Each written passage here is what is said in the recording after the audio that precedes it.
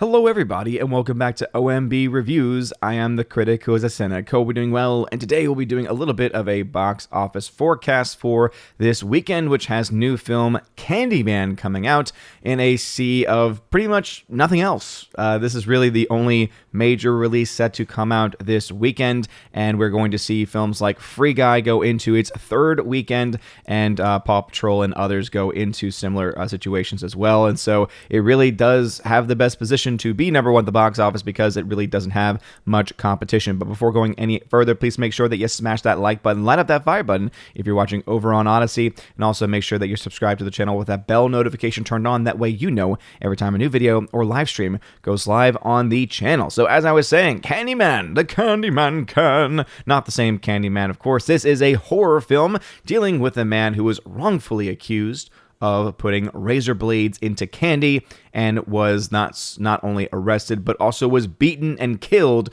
by cops. And I think that you can kind of get the idea of where this film is going to end up being pushed, because this is, of course, a film that takes place within the African-American community. And as we all know, especially the last couple of years with the rise of certain movements, this is definitely going to stoke a lot of different emotions and a lot of sentiments that seem to be calming down a little bit. And I would not be surprised if a film like this, because we know the power of film in culture, could potentially start to cause some more issues and cause some more problems to be on the rise once again. And it's just very tiring to see these films that really just try and stoke the flames of division rather than telling really good, compelling stories that help bring people together. You know, there is a way to be able to tell a good, awesome story and still be able also to not divide fans and not divide people into different group sects. But Candyman really is the only film coming out this weekend as far as new major releases are concerned. And so from Universal, it's expected to make around $20 million in its opening,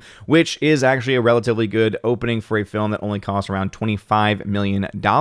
Obviously, as a horror film, there is going to be a certain demographic and audience that is going to be wanting to see it, people who love horror films especially.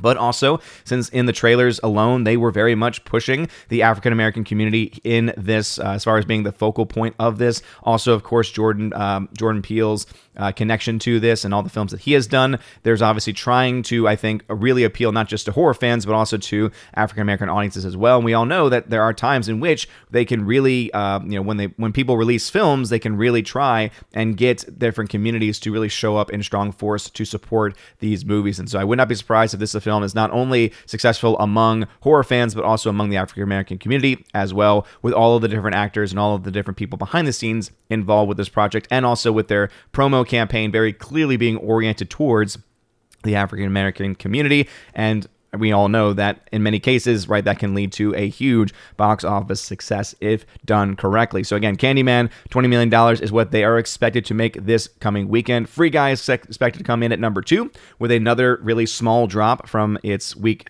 2 to week 3 drop off of 41%. Expected to make another $10.9 million, bringing it up to $76.7 million domestically. So that is a film that theoretically could make it to $100 million, which is kind of crazy when you are thinking about it in the domestic marketplace. Paw Patrol is expected to have a 48% drop, $24.8 million. Jungle Cruise expected to just be missing out on $100 million, but as you can see, very likely going to reach $100 million before the end of its run domestically. Still a financial flop because it's not making much anywhere else. And then Respect also continuing to make a little bit of money here and there, but not really enough to make back anything. And then, of course, you have also massive theatrical theater losses for these various films, like The Suicide Squad, again, going down to around 2,500 screens. Still, again, kind of floundering around down there, while Protege and Reminiscence still also very much falling very, very far as, any sense of profitability whatsoever. So really, it is all about the Candyman this weekend. As you can see, it says the box office will have a decrease between 1 and 15% from last weekend. And obviously, the opening range for Candyman is somewhere between $16 and $26 million, with the total domestic being somewhere between 40 and 75. And so this film is expected, just from domestic totals alone, to most likely break even. Again, as I said, it has a $25 million production budget, and so it is very likely that that is going to be the case. The biggest issue that I think is going to kind of hit Candyman going forward is the fact that it is very much focused in the context of racial politics. There is also a huge focus on the relationship between the African-American community and also police. And I don't think that this is the kind of movie that really should be out right now, especially when tensions are already so high. It's these kinds of stories and it's these kinds of films that just help to stoke those frustrations and just help to stoke any of the animosity. And I don't think anyone in their right mind would actually say that we want more of what we've seen the last year and a half. We don't want more situations where there can be riots and where there can be violence and when there can be these tensions that just create hatred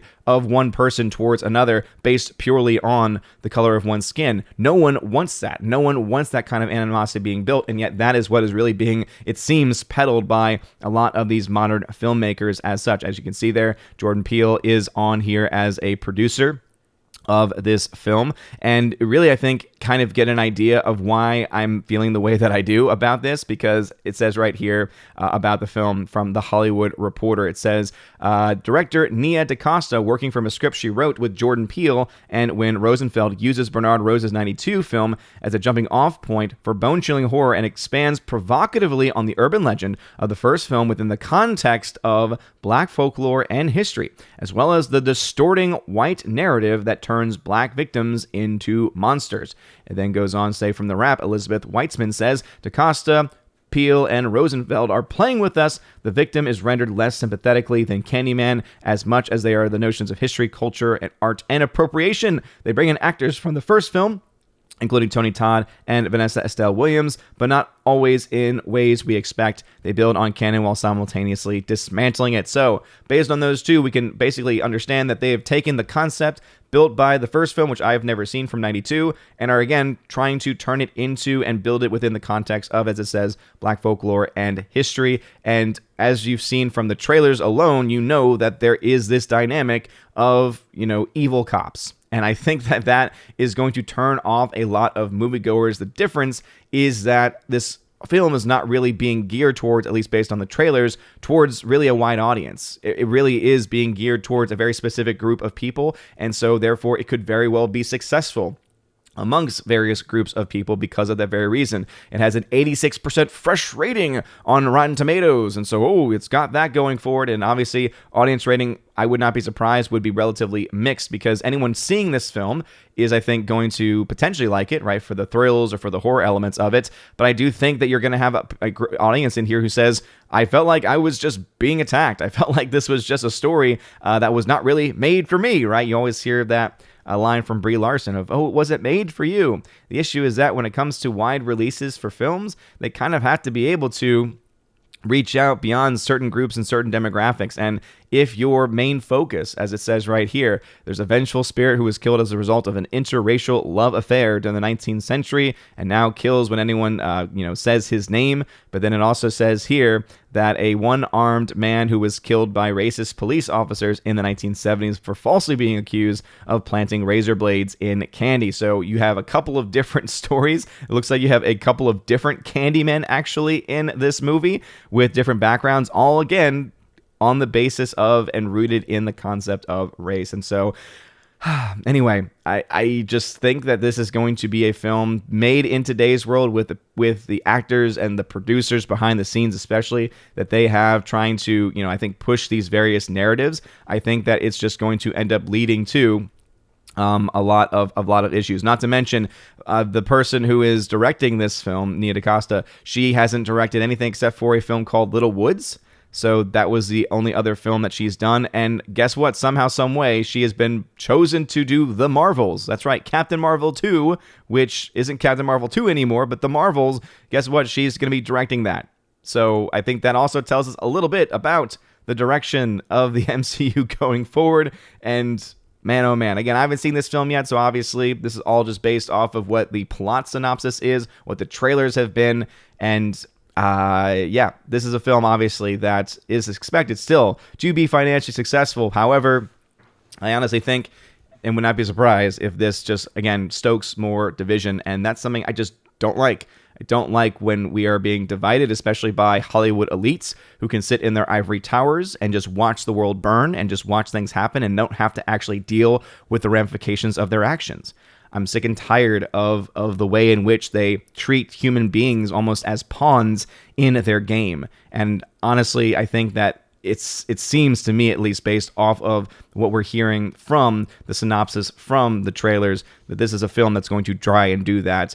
Whether it's doing it on purpose or not, it seems that that result will happen in some capacity. But anyway, what are your thoughts about this? Have you seen the trailer for Candyman? Are you excited for it? Are you a fan of the original? Sad that they're remaking it in certain ways? Let me know in the comments section below. If you like this video, smash that like button, light up that fire button if you're watching on Odyssey.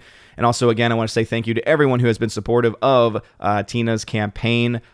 We actually reached our goal yesterday. So the fact that within 2 days we were able to raise money for Tina to help her in the process of moving was awesome. So again, I want to say thank you to everyone. Also for all the comments on that video too. There were so many amazing comments of love for Tina and for everything that she has done here in the Asgardian community. And so again, thank you all for doing that. The campaign will remain live until Sunday. And yeah, obviously any extra bit can also be helpful, because when it comes to moving, obviously costs are kind of unknown. But again, thank you if you have already donated, and thank you just for liking that video and sharing that video and giving a positive message as well. You guys are awesome. Have a wonderful day, everybody. And as always, God bless.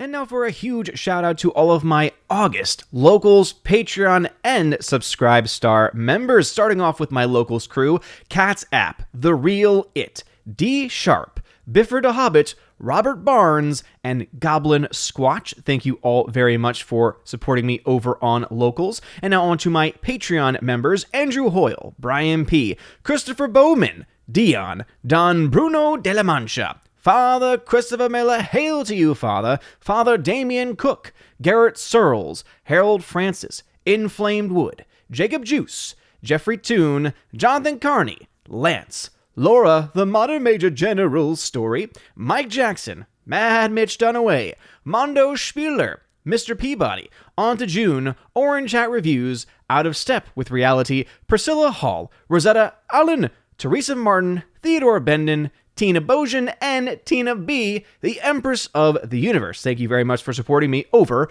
on Patreon. And lastly, to my Subscribe Star peeps: Fast Reaction, Nosferatu Gatsu, John B., Perpetual Punster, Mr. Roy, Glinzer, J. Alex McCarthy Jr., Dean Heiss / the new number 2, J-Rod the Beer Guru, and ZK Man. And a shout out to one new member, Hannibal Grimm. And a huge shout out to newest members, Brandon and Joe Horn.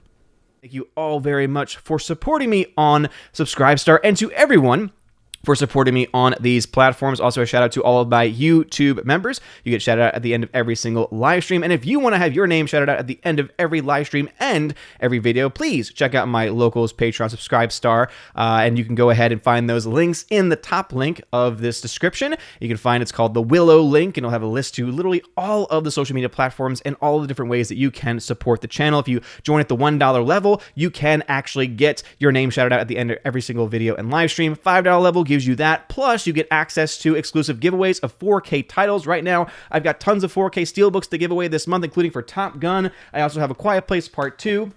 I have Snatch on 4K, the John Wick trilogy on 4K, and also I have a Sicario 4K disc as well, and a bunch of others that are going to be coming in this month too. So if you want to have access to any of those types of exclusive giveaways, join at the Army of Asgard level. At the $10 level, the Keeper of the Bifrost level, you get all of that, plus you get access to exclusive behind-the-scenes videos, including instant reactions when I go to see movies. I do quick little filmings of myself and talk about the films that I have seen and my instant reactions to that. You also get access to an exclusive podcast that I do with John the Flick Pick Flickinger once or twice a month, and you get to also ask us any question that you want. We put a Q&A post up, and you get to ask us whatever it is that you want to ask. So again, if that sounds cool to you, Keeper of the Bifrost level. And lastly, there is the Chosen of Valhalla level, where you get all that stuff, plus in your first month as a Chosen of Valhalla member, you get a free t-shirt, your choice, ship it anywhere in the world, and also you get to once a month be featured on the OMB Reviews channel, and you get to talk with me. We usually chill out for 3 to 4 hours, and I